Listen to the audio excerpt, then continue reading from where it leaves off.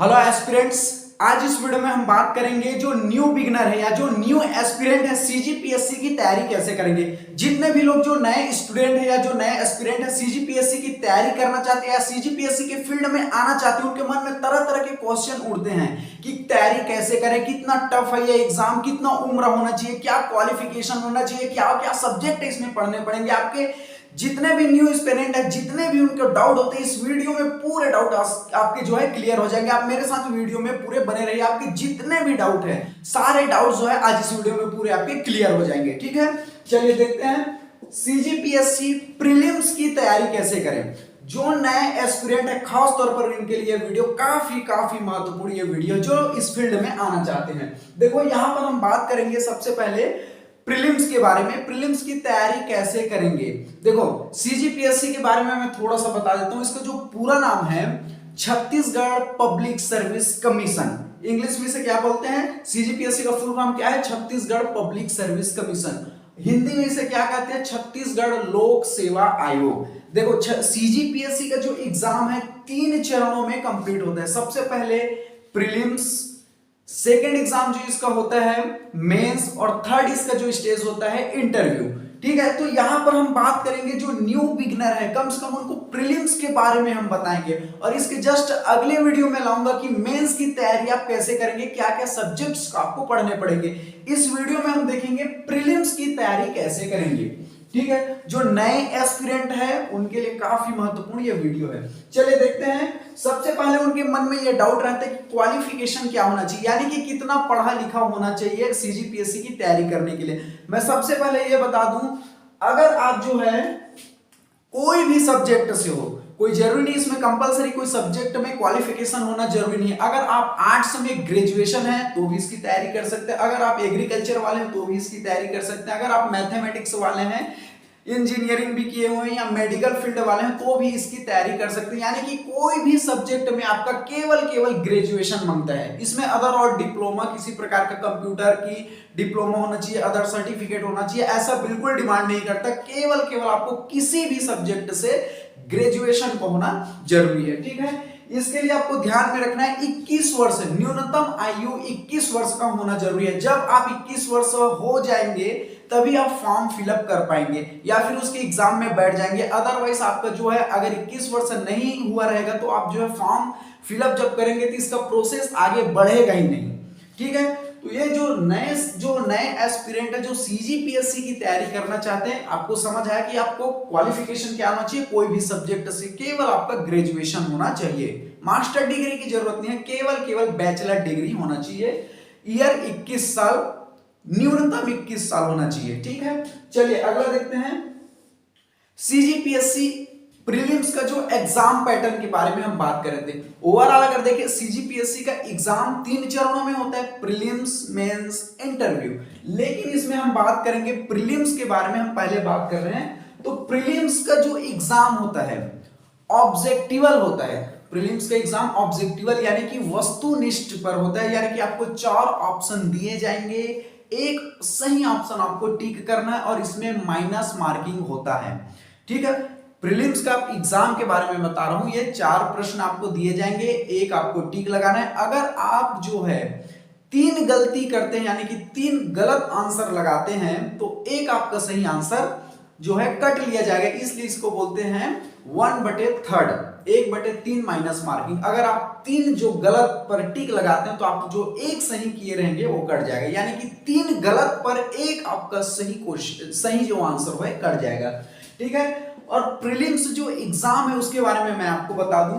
Prelims का जो exam है एक ही दिन में 2 पेपर होते हैं। मैं फिर से बता दूं, जो प्रीलिम्स का एग्जाम है एक ही दिन में आपको 2 पेपर दिलाने पड़ते हैं। देखो पहला पेपर होता है जीएस का, ठीक है, जीएस बोलते हैं या जनरल स्टडीज बोलते हैं, वो आपको एक ही दिन में आपको दिलाने पड़ेंगे। और दूसरा पेपर होता है तार्किक का, यानी कि उसको सेट सी बोलते हैं।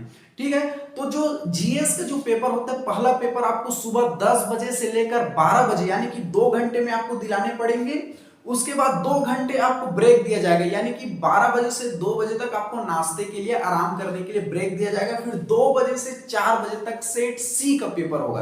तो समझ आया, प्रीलिम्स का जो एग्जाम, वन डे एग्जाम भी इसीलिए कहते हैं कि एक ही दिन में आपको 2 पेपर दिलाने पड़ते हैं प्रीलिम्स का एग्जाम, ये ऑब्जेक्टिवल है। और जीएस का पेपर और सेट सी का पेपर मैंने बताया प्रीलिम्स का, ये 100 नंबर के होते हैं, ठीक है, सॉरी 100 क्वेश्चन होते हैं और एक क्वेश्चन जो है 2 नंबर के होते हैं। इस तरह से आपके 200 अंक की जो है ये प्रीलिम्स का एग्जाम होता है। समझ आया, जीएस का आप पहला पेपर दिलाए 10 बजे से 12 बजे तक, 2 घंटे का केवल समय दिया जाएगा, 100 क्वेश्चन रहेंगे और एक क्वेश्चन जो है 2 अंक के रहेंगे। तो इस तरह से 200 अंक का जीएस का पेपर। सेट सी भी उसी प्रकार से होता है, 100 क्वेश्चन रहेंगे और एक क्वेश्चन 2 अंक के रहेंगे।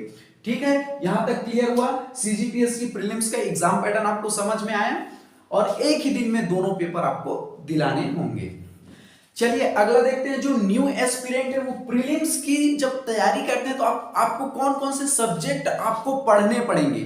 ठीक है, ये तीसरा मैंने जो आपके न्यू एस्पिरेंट के दिमाग में ये क्वेश्चन उठता है कि वो कौन कौन से सब्जेक्ट्स पढ़ेंगे। तो देखो मैंने अभी बताया कि प्रीलिम्स में वन डे एग्जाम होते हैं, यानी कि एक ही दिन में 2 पेपर दिलाने पड़ते हैं। पहला जीएस का पेपर, जनरल स्टडीज का पेपर, ठीक है, 10 से 12 बजे होता है। उसके बाद 2 घंटे आराम करने के बाद सेट सी का पेपर होता है 2 बजे से लेकर 4 बजे तक। तो हम जो पहला जीएस का पेपर होता है, जनरल स्टडीज का पेपर होता है, उसमें आपको मैं रफली आपको बता रहा हूं कि कौन कौन से सब्जेक्ट्स आपको पढ़ने पड़ेंगे। जैसे आपको जीएस पेपर, जनरल स्टडीज में आपको जैसे आपको जियोग्राफी पढ़ना पड़ेगा, पॉलिटी पढ़ने पड़ेंगे, फिजिक्स पढ़ने पड़ेंगे, केमिस्ट्री पढ़ने पड़ेंगे, बायोलॉजी पढ़ना आपको पड़ेगा, science and technology, environments, economics, philosophy. Chhattisgarh आप स्टेट पीएससी दिलाते हैं, छत्तीसगढ़ का करेंट अफेयर पढ़ना पड़ेगा। इंडिया में जो समसामयिक घटना है, इंटरनेशनल लेवल पर जो करेंट अफेयर, उसको आपको पढ़ना पड़ेगा। इकोनॉमिक सर्वे, आर्थिक सर्वेक्षण आपको पढ़ने पड़ेंगे। ठीक है, इस तरह से जीएस में, जीएस पेपर 1 में इतने सब्जेक्ट जो है आपको पढ़ने पड़ेंगे। ठीक है, अब सेट सी होता है, मैंने बताया कि 2 बजे से 4 बजे तक होता है। इसमें आपको 4 सब्जेक्ट पढ़ने पड़ेंगे। मैथ्स आपको पढ़ना पड़ेगा, रीजनिंग आपको पढ़ना पड़ेगा, तार्किक होता है। उसके बाद आपको हिंदी ग्रामर आपको पढ़ने पड़ेंगे और छत्तीसगढ़ी भाषा आपको पढ़ने पड़ेंगे। तो ये रफली मैंने आपको बताया। ठीक है, तो इस तरह से आपको जितने भी सब्जेक्ट हैं ये आपको पढ़ने पड़ेंगे। और आपको बता दूं छत्तीसगढ़ में हर साल 26 नवंबर को इसका नोटिफिकेशन आता है। हर साल 26 नवंबर, ये डेट आप ध्यान रख लीजिए, संविधान दिवस के दिन हर साल नोटिफिकेशन आता है। कितने पोस्ट इस बार डिप्टी कलेक्टर के खाली रहेंगे, डीएसपी के कितने पोस्ट आएंगे, जेल अधीक्षक के, तहसीलदार के, नायब तहसीलदार के, यानी कि नोटिफिकेशन जो है 26 नवंबर को आते हैं और 12 या 14 फरवरी को इसका प्रीलिम्स का एग्जाम होता है। यानी कि आपको 30 से 40 दिन का समय मैक्सिमम मिलता है। ठीक है, हर साल 26 नवंबर को इसका जो है नोटिफिकेशन आता है। ठीक है, अब जो नए एस्पिरेंट हैं उनके लिए मैंने एक अलग पॉइंट लिखा है, डोंट मेक ओवर स्मार्ट। मान के चलो अगर आप सीजीपीएससी की तैयारी करना चाहते हैं, अगर आप ये ओवर स्मार्ट अपने अंदर पालते हैं कि मैं मैथ्स बैकग्राउंड से हूं, मैं बायो बैकग्राउंड से हूं, या मैं अपने क्लास का टॉपर रहा हूं, या मैं स्टेट का टॉपर रहा हूं, या फिर मैं डिस्ट्रिक्ट टॉपर हूं, तो इस तरह की ओवर स्मार्ट लोगों का यहां पर कोई रोल नहीं है। ठीक है, जो भी व्यक्ति इस तरह की ओवर स्मार्ट दिखाएगा कि मैं क्लास का टॉपर हूं, तो वो जो है कहीं ना कहीं गलत फहमी में है, वो अपने आप को कहीं ना कहीं बेवकूफ बना रहा है। आप ध्यान से समझिए मैंने ऐसा क्यों बोला। देखो, जब आप सीजीपीएससी की जब तैयारी करेंगे, प्रीलिम्स में आएंगे या सीजीपीएससी की फील्ड में आएंगे, तो आपको ऐसे ऐसे धुरंधर से आपको मुकाबला करना पड़ेगा जो है अपने क्लास के टॉपर रहे हैं, या तो कोई डिस्ट्रिक्ट लेवल पर टॉप किए हुए, या तो मेरिट लिस्ट में उनका नाम आया हुआ है, या तो ऐसे आपको एस्पिरेंट से टकराना पड़ेगा जो प्रीलिम्स ऑलरेडी निकाले हुए हैं, ऐसे एस्पिरेंट जो मेंस लिख चुके हैं, ऐसे एस्पिरेंट जो कि इंटरव्यू भी दिलाकर आ चुके हैं, ऐसे लोगों से भी आपका पाला पड़ेगा जो ऑलरेडी तहसीलदार के पोस्ट पर है या गवर्नमेंट जॉब पर है, फिर भी वो जो है बड़े पोस्ट के लिए तैयारी कर रहे हैं। समझ है। और यहाँ पर कोई 1-2 साल का टॉपर नहीं है, इकट्ठा 10 साल 15 साल के टॉपरों के साथ आपका जो है, धुरंधरों के साथ आपका जो है कंपटीशन रहता है। इसलिए 10वीं 12वीं का एग्जाम नहीं है, ग्रेजुएशन के एग्जाम नहीं है, इसलिए मैंने यहां पर बोला don't make a over smart. ठीक है, इसलिए ध्यान रखिए कि आपको ओवर स्मार्ट नहीं बनना है। और दूसरा महत्वपूर्ण बात यह है कि पोस्ट जो है बहुत कम आते हैं। जो न्यू एस्पिरेंट है, मैं आपको डरा नहीं रहा हूं, लेकिन एक कटु सत्य आपको बता रहा हूं कि वास्तविक जो चीज है वो है। तो आपको ध्यान में रखना, यहाँ पर पोस्ट जो आते हैं 70 पोस्ट आते हैं, 80 पोस्ट आते हैं, 90 पोस्ट आते हैं, लेकिन 2.5 लाख 3 लाख एस्पिरेंट रहते हैं। और मैंने बताया कि कितने धुरंधर लोग इस कंपटीशन में एग्जाम लेते हैं। मान के चलो अगर 2.5 लाख में 2,40,000 ऐसे फालतू बैठे हैं, तो 10,000 आपको ऐसे धुरंधरों से आपको कंपटीशन करना पड़ेगा। इसलिए ओवर स्मार्ट मत बनिए, आप अपने आप को ओवर स्मार्ट ना समझे, एक एस्पिरेंट के तौर पर कंटिन्यू मेहनत करें तो ज्यादा बेहतर होगा। चलिए अगला देखते हैं, अनसर्टीन, यानी कि इस फील्ड में कोई कंफर्मेशन नहीं है कि आपका होगा ही। आपने 2 साल दे दिया, 4 साल दे दिया, आप कितने भी महान टॉपर हैं या पढ़ने में अच्छे हैं, इसका मतलब ये नहीं कि इस फील्ड में आपका कंफर्म जॉब लगेगा, आप एसडीएम बन जाएंगे, तहसीलदार बन जाएंगे, ये कोई कंफर्म नहीं है। आपकी जानकारी के लिए मैं बता दूं, ठीक है, कोई कंफर्म नहीं है। हाँ, लेकिन एक बात ये है कि अगर आप ईमानदारी से तैयारी करते हो तो आप बेहतरीन, इतना आपका जो ये मेंटल है या फिर आपकी जो दिमाग का जो स्तर इतने हाई लेवल पर चला जाएगा कि आप अपने आप में जो है, अपने आप में एक कलेक्टर की भांति जो है आपका बिहेव हो जाएगा। ठीक है, आप इतने कॉन्फिडेंट हो जाएंगे और बहुत ही अच्छा कॉन्फिडेंट, बहुत अच्छा इंसान, बहुत ही ज्ञान में आपकी वृद्धि होगी।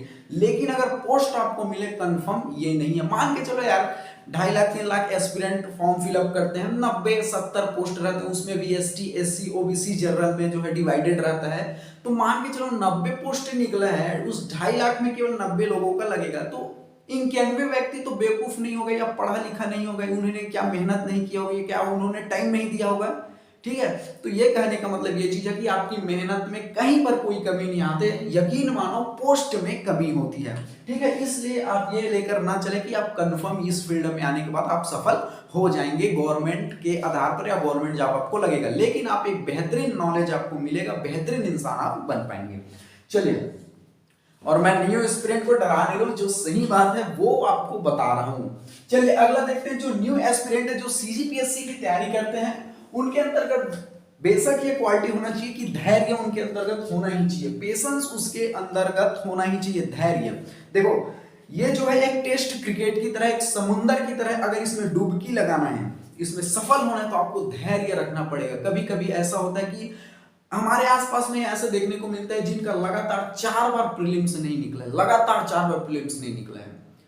ठीक है, ऐसे स्टूडेंट जो 5वां अटेम्प्ट में केवल मेंस लिखे हैं, 6वां अटेम्प्ट में इंटरव्यू से लौट कर आए, तो ऐसे बहुत से स्टूडेंट हैं जो है 4 बार 5 बार प्रीलिम्स नहीं निकला, लेकिन अंततः वे सफल हुए, वे जो है अच्छे पोस्ट पाए हुए हैं। तो आपको धैर्य रखना बहुत जरूरी है। दूसरा, हार्ड वर्क, सफलता का कोई शॉर्टकट तरीका नहीं। ये सोचेंगे कि आप शॉर्टकट ट्रिक बना करके शॉर्टकट छोटी छोटी चीजों को पढ़ेंगे तो आपकी गलतफहमी है। इसमें बहुत मेहनत लगेगा, और मेहनत करना जिंदगी का तो वसूल ही है। आपको अंतिम सांस तक मेहनत करना पड़ेगा। आराम की आप चाह रखिए मत, अंतिम सांस तक, जब तक, अब जिस दिन आप मरोगे उसी दिन आपका काम खत्म होगा। और ये सही भी बात है, इंसान को हमेशा अंतिम सांस तक जो है काम करते रहना चाहिए। ठीक है, हम आप लोगों के लिए फ्री ऑफ कॉस्ट वीडियो बना रहे हैं।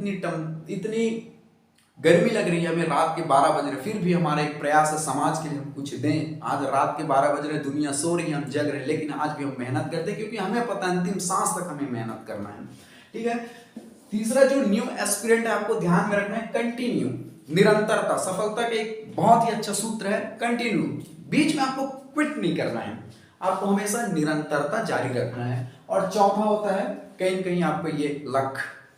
जिंदगी में पेशेंस रखिए, हार्ड वर्क रखिए, आप कंटिन्यू रखिए, लेकिन परम पिता परमेश्वर की कृपा का भी होना बहुत ज्यादा जरूरी है। तो ये न्यू एस्पिरेंट इन सभी चीजों को ध्यान रखें। अगला मैं बोलूंगा कि नॉलेज, इसमें तो कोई कंफर्म नहीं है, लेकिन नॉलेज आपको इतना बेहतरीन मिलेगा, हर सब्जेक्ट पे आपका कमांड होगा। इकोनॉमिक पर आपका कमांड होगा, पॉलिटिक्स पर आपको कमांड होगा, physics, chemistry, maths, biology, philosophy, sociology, public administration, maths, reasoning, हर सब्जेक्ट पर आपको तगड़ा कमांड होगा। तो आपकी नॉलेज में जो वृद्धि होगी, अदर ग्रेजुएट व्यक्ति से आपकी जो स्तर है वो बहुत आगे चले जाएगी। अपने आप में गवर्नमेंट आपको कलेक्टर बनाए या मत बनाए, तहसीलदार बनाए या मत बनाए, डीएसपी आपको बनाए या ना बनाए, लेकिन आप अंदर से इस सभी की काबिलियत रखेंगे, इसकी इतनी बेहतरीन आपको नॉलेज मिलेगी। ठीक है, चलिए अगला देखते हैं।